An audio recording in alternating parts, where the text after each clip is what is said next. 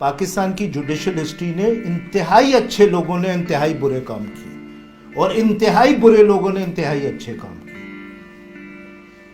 इसलिए क्योंकि वो डिफरेंट पीरियड्स ऑफ हिस्ट्री में एग्जिस्ट करते थे। जो अच्छे लोग थे वो इतनी बुरी पीरियड में एग्जिस्ट करते थे कि वो अच्छा काम कर ही नहीं सकते थे, और जो बुरे लोग थे इंतहाई, वो इतनी प्रोग्रेसिव पीरियड में एग्जिस्ट करते थे कि वो अगर चाहते भी बुरा काम करना तो नहीं कर सकते थे। इंसान नहीं आज़ाद होते। जो लोग एग्जिस्ट करते हैं, ख़ासतौर पर पावर स्ट्रक्चर्स में एग्जिस्ट करते हैं, वो कितने भी पावरफुल हो, वो DG ISI भी हो, वो चीफ ऑफ आर्मी स्टाफ हो, प्राइम मिनिस्टर हो, चीफ जस्टिस, वो उनके पास मुकम्मल आज़ादी नहीं होती।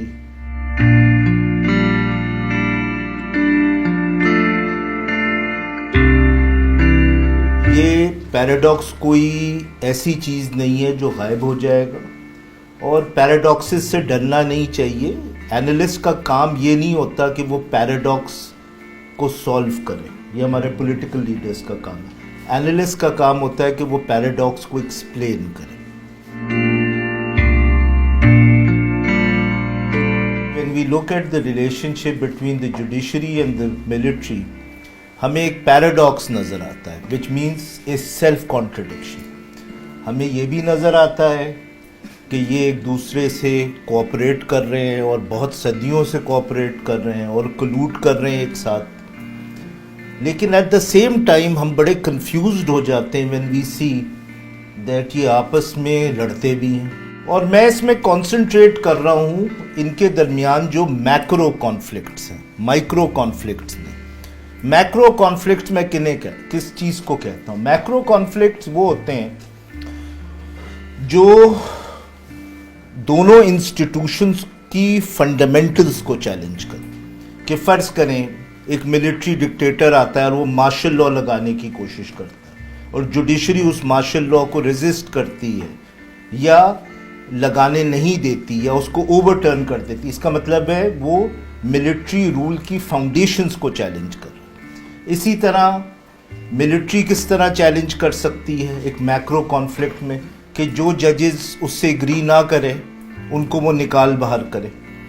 Both may be at the time of military rule but even in the time of civilian rule. At various times in your history there has been what is called that judges have been called upon to take oaths of allegiance to military rulers, और उन्होंने वो resist किया। ये एक और macro conflict है जो दोनों इंस्टीट्यूशंस की फाउंडेशंस को हिला सकता है अगर नहीं लेते या अगर उनको रिमूव कर दिया जाए। फिर ये है कि one of the central elements through which the military controls this country is it's intelligence agencies. तो जब जजेस इंटेलिजेंस एजेंसीज के पावर्स को चैलेंज करते हैं, specially when it comes to human rights violations like missing persons, like large scale extrajudicial killings in Balochistan for example, तो ये भी क्योंकि intelligence agencies are N central part of the control of how the military exercises power in this country, तो अगर उनको भी hold accountable किया जाएगा तो that would also be a macro conflict। मैं क्यों कहता हूँ कि जो मैंने बात कही है कि पैराडॉक्स है, वो एक दुरुस्त फैक्चुअल स्टेटमेंट है हिस्टोरिकली। हम देखते हैं कुछ examples of judicial cooperation in कलूजन। One of the examples of collusion is the judicial murder of Zulfikar Ali Bhutto। फिर recent example में आपको नज़र आता है कि in the 90s जब डिसोल्यूशन हुई असेंबली की, बेनज़ीर भुट्टो की 2 दफ़ा हुई, और इवन जब नवाज शरीफ साहब को खुद डिज़ोल्व करनी पड़ी असेंबली, उसके पीछे भी it was backed by the military, the dissolution। और फिर रीसेंट पास में हमें नज़र आता है कि ये जो सारा अकाउंटेबिलिटी का प्रोसेस है और फिर डिस्क्वालिफिकेशन ऑफ पॉलिटिशियंस हैं, इसमें भी जुडिशियल प्रोसेस को इस्तेमाल किया गया है। तो ये तो आपको एग्जांपल्स नज़र आते हैं of cooperation between these two institutions. अब पैराडॉक्स क्यों है? बिकॉज कॉन्फ्लिक्ट्स भी हैं। सबसे पहले 1981 में जजेस ने रिफ्यूज़ किया ओथ लेने से, सुप्रीम कोर्ट के जजेस ने किया। दोराब पटेल साहब, फखरुद्दीन जी इब्राहिम साहब, जब 99 में मार्शल लॉ लगा तो जो जजेस थे जिन्होंने 81 का भी वोट लिया था उन्होंने 2000 में वोट नहीं लिया। सईदुज़्ज़मान सिद्दीकी जो चीफ जस्टिस थे पाकिस्तान के, and half the supreme court refuse to take the oath. तो ओथ लिया भी है, ओथ नहीं भी लिया, तो आपको एक पैराडॉक्स नज़र आता है। 77 और 81 के पीरियड में भी आपको नज़र आती है कि जजेस ने बहुत सारे मार्शल लॉ ऑर्डर्स के ख़िलाफ़ ऑर्डर्स पास की, इवन दो ज़िया-उल हक साहब के मार्शल लॉ को लेजिटिमाइज कर दिया। इस हद तक कि मिलिट्री कोर्ट स्टैब्लिश हुए थे और उसको बलूचिस्तान हाई कोर्ट ने 1979 में स्ट्राइक डाउन कर दिया था एज अनकॉन्स्टिट्यूशनल। तो ये भी ये आप समझ नहीं आता भाई, आपने तो एक्सेप्ट कर लिया ज़िया-उल हक को और फिर उसी के खिलाफ बड़े मेजर ऑर्डर्स पास कर रहे हैं कि जिन जजेस के थ्रू ज़िया-उल हक की रिजीम को लेजिटिमाइज किया था उन्हीं जजेस को फिर वोट नहीं दिया 81 में। 2007 के बाद now you have the longest period in Pakistan's history and the lawyers movement and the judicial movement to a certain extent is responsible for that, जब आपके मुल्क में कोई डायरेक्ट मार्शल लॉ नहीं लगा। इसको छोटी बात नहीं समझनी चाहिए। अभी कुछ मुल्क हैं दुनिया में जहां मार्शल लॉ है, इजिप्ट है, बर्मा है, थाईलैंड है जो डेवलप्ड है, लेकिन हर 5-6 साल बाद वहाँ पे मिलिट्री इंटरवेंशन होती है। सो 15 साल से इस मुल्क में मार्शल लॉ नहीं लगा है, and one of the main reasons is that the military realizes that judges will not legitimize a martial law now। तो आपको नज़र आता है कि एक हद तक जजेस गलत काम करने के लिए तैयार है, उसके बियॉन्ड नहीं। ये क्यों है? ये वो पैराडॉक्स है। और फिर आप देख सकते हैं पहली दफ़ा एक चीफ ऑफ आर्मी स्टाफ के खिलाफ ट्रीजन ट्रायल होती है, उसको डेथ सेंटेंस होती है। फिर आप सुनते हैं कि इस्लामाबाद हाई कोर्ट ने प्राइम मिनिस्टर को बुला लिया, इफ्तिखार चौधरी साहब ने मिलिट्री ऑफिशियल्स को बुला लिया मिसिंग पर्सनस के केस में। फिर जिस किस्म की क्रिटिक आजकल आप मिलिट्री के ख़िलाफ़ देखती हैं, उसमें बड़ा इम्पोर्टेंट रोल है इस्लामाबाद हाई कोर्ट का, बिकॉज जब कोई केस उनके ख़िलाफ़ फाइल होता है जो इस किस्म की चीज़ करते हैं तो इस्लामाबाद हाई कोर्ट उसको स्टे कर देता है या नलिफाई कर देता है। तो ये पैराडॉक्स भी आपको नज़र आता है। Men make their own history, but not of their own free will, not under the circumstances they themselves have chosen। तो मार्क्स की पूरी थ्योरी ये है कि आप हिस्टोरिकल डेवलपमेंट्स या जो अभी हो रहा है उसको इससे एक्सप्लेन नहीं कर सकते कि ये अच्छा आदमी है, बुरा आदमी है, ये चाहे तो अच्छा काम कर दे, चाहे तो बुरा काम कर दे। लोगों की बड़ी लिमिटेड फ्री विल होती है। असल में वो जिस सर्कमस्टेंसेस में एग्जिस्ट करते हैं और जो हिस्ट्री ने उनके ऊपर बर्डन एक तरीके से इम्पोज किया होता है, जो चीज़ें हो चुकी होती हैं जिसे वो चेंज नहीं कर सकते, और जिस स्ट्रक्चरल अरेंजमेंट में एग्जिस्ट करते हैं वो डिटर्मिन करता है। जो दूसरी कोट है, ये एक और मार्क्सिस्ट हिस्टोरियन है E.P. Thompson, the essential precondition for the effectiveness of law in its function as an ideology is that it shall display an independence from gross manipulation। तो वो ये कहते हैं कि अगर आपको किसी इंस्टीट्यूशन से गंदे काम करवाने हैं तो ज़रूरी है कि आप उसको इतनी इंडिपेंडेंस दे कि वो कुछ अच्छे काम भी कर सके, क्योंकि अगर वो सिर्फ गंदे काम करेगा तो आप उससे फिर वो गंदे काम नहीं करवा सकते। लेकिन अगर आप लोगों को कंफ्यूज कर दें कि वो अच्छा भी है और बुरा भी है तो फिर आप उससे गंदे काम भी करवा सकते। आप इस पैराडॉक्स के बारे में अगर सोचना चाहते हैं तो आप अपने दिमाग से 5 प्रिजम्पशंस निकाल दें जो मेरे ख्याल में एक रुकावट है इस कॉन्ट्रडिक्शन के बारे में सोचने में। पहली प्रिजम्पशन ये है कि जिसे मैं कहता हूँ रिडक्शनिस्ट सिंगल कॉज एक्सप्लेनेशन और डोमिनेंट कॉज एक्सप्लेनेशन। ये ना सोचें कि ये जो पैराडॉक्स है ये कोई एक कॉज एक्सप्लेन कर देगा कि ये जज बुरा है या देखो यार हालात ऐसे थे। जो दूसरी प्रिजम्पशन है वो ये है कि इंसान नहीं आज़ाद होते। जो लोग एग्जिस्ट करते हैं ख़ासतौर पे पावर स्ट्रक्चर्स में एग्जिस्ट करते हैं, वो कितने भी पावरफुल हो, وہ DGISI بھی ہوں, وہ چیف آف آرمی اسٹاف, وہ پرائم منسٹر اور چیف جسٹس, وہ ان کے پاس مکمل آزادی نہیں ہوتی. وہ انسٹیٹیوشن اور سٹرکچرز کی جو ریکوائرمنٹ ہوتی ہے اس میں وہ آئے ہوتے ہیں, وہ اس کو کمپلیٹلی نہیں بدل سکتے. جو انہوں نے ہسٹری انہیرٹ کی ہوتی ہے اس کو وہ کمپلیٹلی نہیں بدل سکتے. جو واقعات ہو جاتے ہیں اس کے اوپر ان کا کوئی کنٹرول نہیں ہوتا, ان کی ایک لمیٹڈ فری ول ہوتی ہے. پاکستان کی جوڈیشل ہسٹری نے انتہائی اچھے لوگوں نے انتہائی برے کام کیے اور انتہائی برے لوگوں نے انتہائی اچھے کام کیے, اس لیے کیونکہ وہ ڈفرینٹ پیریڈز آف ہسٹری میں ایگزسٹ کرتے تھے. جو اچھے لوگ تھے وہ اتنی بری پیریڈ میں ایگزسٹ کرتے تھے کہ وہ اچھا کام کر ہی نہیں سکتے تھے, اور جو برے لوگ تھے انتہائی, وہ اتنی پروگریسو پیریڈ میں ایگزسٹ کرتے تھے کہ وہ اگر چاہتے بھی برا کام کرنا تو نہیں کر سکتے تھے. تو the centre agency as a causal analysis. Number 3, وکیلوں کے چکر میں نہ پڑے. ٹھیک ہے نا, جو آپ ہر چیز سمجھاتے ہیں یہ کانسٹیٹیوشن میں لکھا ہوا ہے اور جج یہ کہہ رہا ہے, اس طرح چیزیں نہیں سمجھ میں آتی. یہ ایک امپورٹنٹ چیز ہے سمجھنے کے لیے اس کانفلکٹ کو, یہ لیکن یہ سب سے امپورٹنٹ چیز نہیں. ہم سمجھتے ہیں کہ کولوژن جو ہے وہ انتہائی بری چیز ہے. دیکھیے, کولوژن بری چیز ہے اگر اینڈ برا ہو. اگر کولوژن سے اینڈ اچھا ہو تو میری نظر میں وہ بری چیز نہیں ہے. یہی ہمیں ورلڈ ہسٹری بتاتی ہے. تو کولوژن کو ایک بری چیز نہ سمجھے ہمیشہ.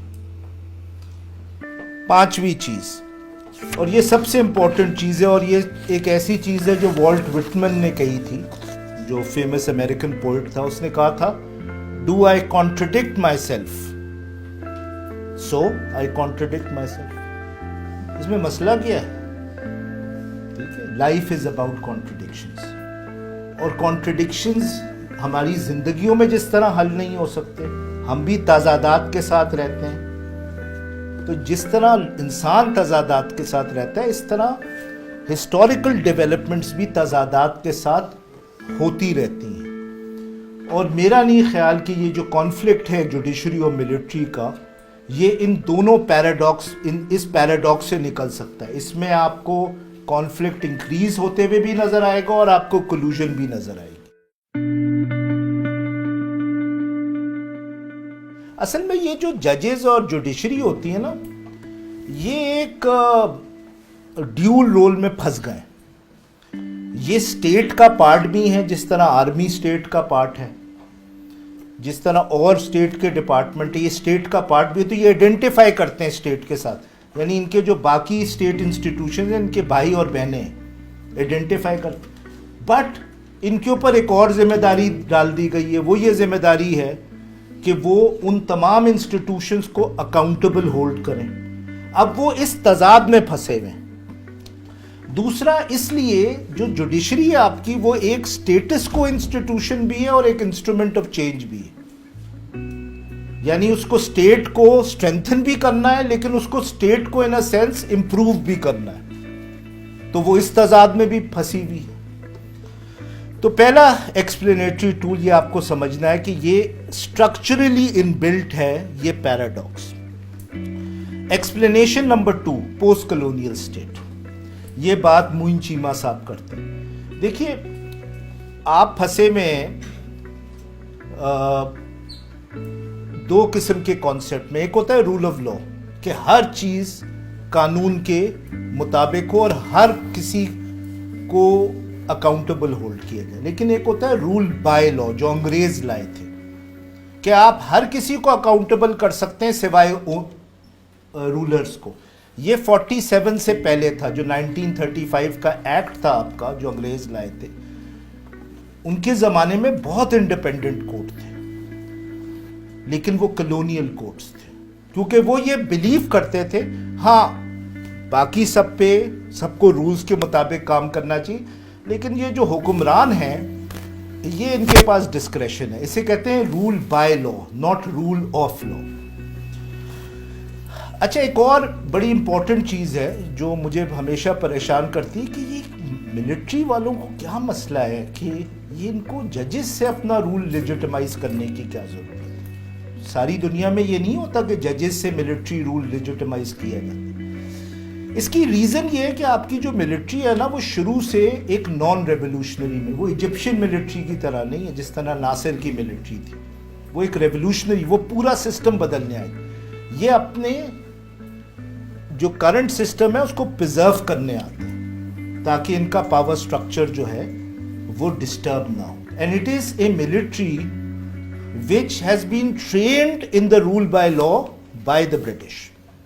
ان کے آپ دیکھیے گا اپنے پورا انسٹیٹیوشن بڑا اسٹرکٹلی رول بائی لا سے چلتا ہے، رول آف لا سے نہیں، رول بائی لا سے.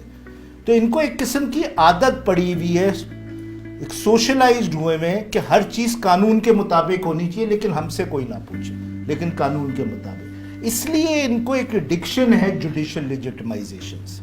یہ ایکسپلینیٹری ٹول نمبر 2 ہے. Number 3 historical context, the inevitable burden of historical development. Max Weber جو بہت مشہور جرمن سوشل سائنٹسٹ تھا، وہ یہ کہتا تھا history is not a cab which you can stop at your own convenience. جب بہت سارے ایونٹس ہو جاتے ہیں تو اس کا ملٹری بھی کچھ نہیں کر سکتا، اس کی جوڈیشری بھی کچھ نہیں کر سکتی. کچھ ایگزامپلز لیتے ہیں.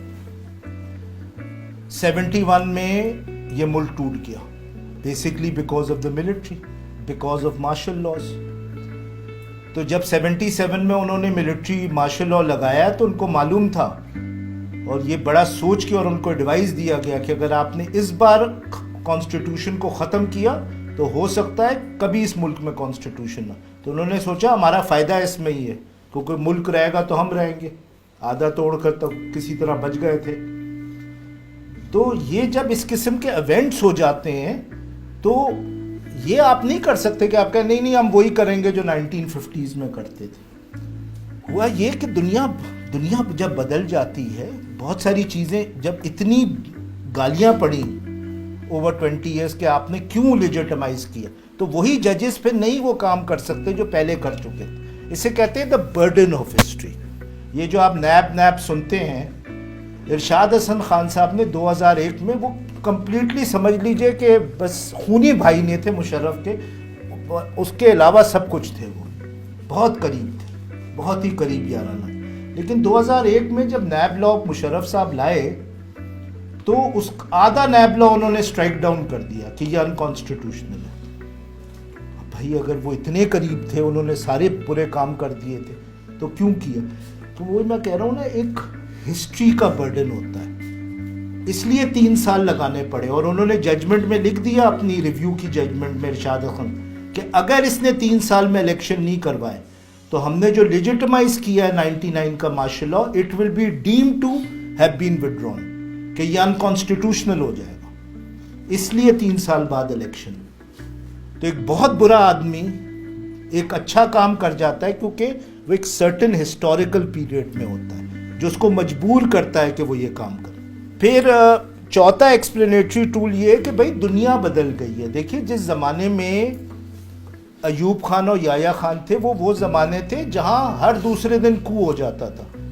49 سے لے کے 1970 تک 225 سکسیسفل کوز ہوئے تھے. اب دنیا بدل گئی.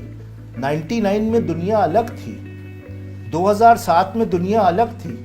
جب دنیا بدلتی ہے تو پاکستان کو بھی بدلنا ہوتا ہے. بے شک وہی ظلم دوبارہ کرنا ہو، but ruling classes have to change in order to remain the same. یہ پرنسپل. 5واں ایکسپلینیٹری ٹول یہ ہے کہ دیکھیے وہ جو زمانے تھے نا 50 60 70 تھے، اس وقت تک آپ اس قسم کی باتیں کر سکتے تھے دنیا میں، ڈاکٹرن آف اسٹیٹ نیسیسٹی اور ڈاکٹرن آف ریولوشنری ڈکٹیٹرشپ. یہ 80s اور 90s اور 2000 کی دنیا میں یہ کوئی بات ایکسیپٹ نہیں کرتا، اسپیشلی ایک گلوبلائز دنیا میں جہاں یہی ججز باہر کانفرنسز میں جاتے ہیں، باقی ججز سے انٹریکٹ کرتے ہیں، وہ ان سے پوچھتے ہیں کہ یہ آپ کیا کر رہے ہیں. تو آپ وہ چیزیں دوبارہ نہیں کر سکتے جو آپ پہلے کرتے میں آئے، کیونکہ انٹلیکچولی دنیا بدل گئی تھی. 86 سے 99 کا وہ پیریڈ ہے جہاں پہ the first wave of judicial power increase ہوتا ہے. یہ وہ زمانہ ہے جب ایکچولی جو آپ دیکھتے ہیں نا کہ ہر چیز پہ سو موٹو لے لیا, کیس فائل ہو گیا, یہ اس پیریڈ میں شروع ہوا ہے. اور یہ اس لیے شروع ہوا تھا کیونکہ ساری دنیا میں یہ ہو رہا تھا. There was this rise of an independent judiciary. اور 88 کے بعد دنیا میں وائرل کی طرح constitutional government, democracy, human rights, independent, یہ ساری دنیا میں پھیل گئی. 88 سے پہلے آپ دیکھیں, 88 کے بعد آپ دیکھیں, there is a phenomenal increase in every country having these 4 institutions. اس سے پہلے نہیں تھا. اس سے پہلے بہت سارے ڈکٹیٹرشپس, دنیا بدل گئی تھی, تو یہ ججز بھی تبدیل.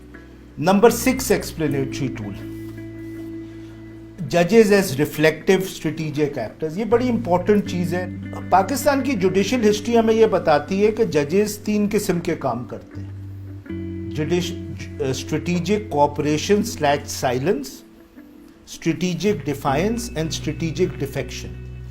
تو آپ جسٹس حلیم صاحب کی اگزامپل لیں, جنہوں نے 81 میں اوتھ لے لیا اور وہ چیف جسٹس بن گئے, اور ان کو ضیاء الحق صاحب نے بہت ذلیل کیا ایز اے چیف جسٹس, کیونکہ کچھ سال تک ان کو ایکٹنگ چیف جسٹس رکھا اسی وجہ سے, تاکہ جس وقت چاہے اپنی چپراسی کی طرح نکال دیں.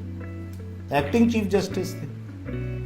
لیکن وہی جسٹس حلیم صاحب, جب جنیجو صاحب کی گورنمنٹ آتی ہے, ضیاء الحق صاحب پاور میں, لیکن 86 کے بعد اور خاص طور پہ 88 میں ایک بہت ڈیمنگ ججمنٹ دیتے ہیں. ضیاء الحق صاحب زندہ تھے اس وقت,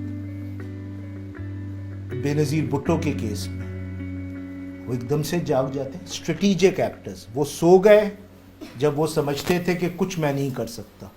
جب ایک سویلین گورنمنٹ آئی, کانسٹیٹیوشن ریوائیو ہوا 86 میں, انہوں نے کہا اب مجھے ایکٹ کرنا. کھوسا صاحب, جن کے بارے میں یہ کہا جاتا ہے کہ انہوں نے فوجیوں کے ساتھ مل کے نواز شریف کو ڈسکوالیفائی کیا, ٹھیک ہے, وہی فوجیوں کے خلاف ہو گئے جب وہ چیف جسٹس بنے.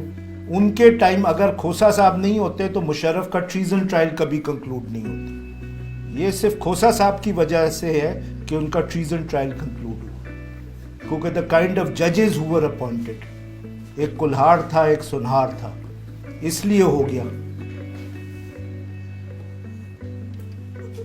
چیف آف آرمی اسٹاف کی ایکسٹینشن کا کیس اٹھا لیا انہوں نے, اور سپریم کورٹ نے پارلیمنٹ کے اوپر چھوڑ دیا. پارلیمنٹ چاہتی تو ایکسٹینشن نہیں ہوتی. لیکن دا ویری فیکٹ کہ یہ ایشو اٹھا پہلی دفعہ پاکستان کی ہسٹری میں, آپ کس طرح ایکسپلین کریں گے؟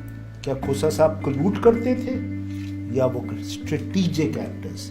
اور لاسٹ ہے, میرے خیال میں اگر آپ کو سمجھنا ہے خاص طور پہ کہ 2007 کے بعد کیا ہو رہا ہے, دیکھیے ایک یہ آپ کے یہیں پہ پروفیسر ہیں, انہوں نے بہت کمال کی ایک کتاب لکھی ہے, دا اسٹرگل فار ہیجمنی ان پاکستان. یہ جو ایک قسم کی ڈیجیٹلائزیشن ہوئی ہے سیاست کی اور ہماری زندگیوں کی, کہ یہ جو فون ہے یہ کوئی فون نہیں ہے, یہ پوری زندگی کو اس نے ہمارے کیپچر کر لیا.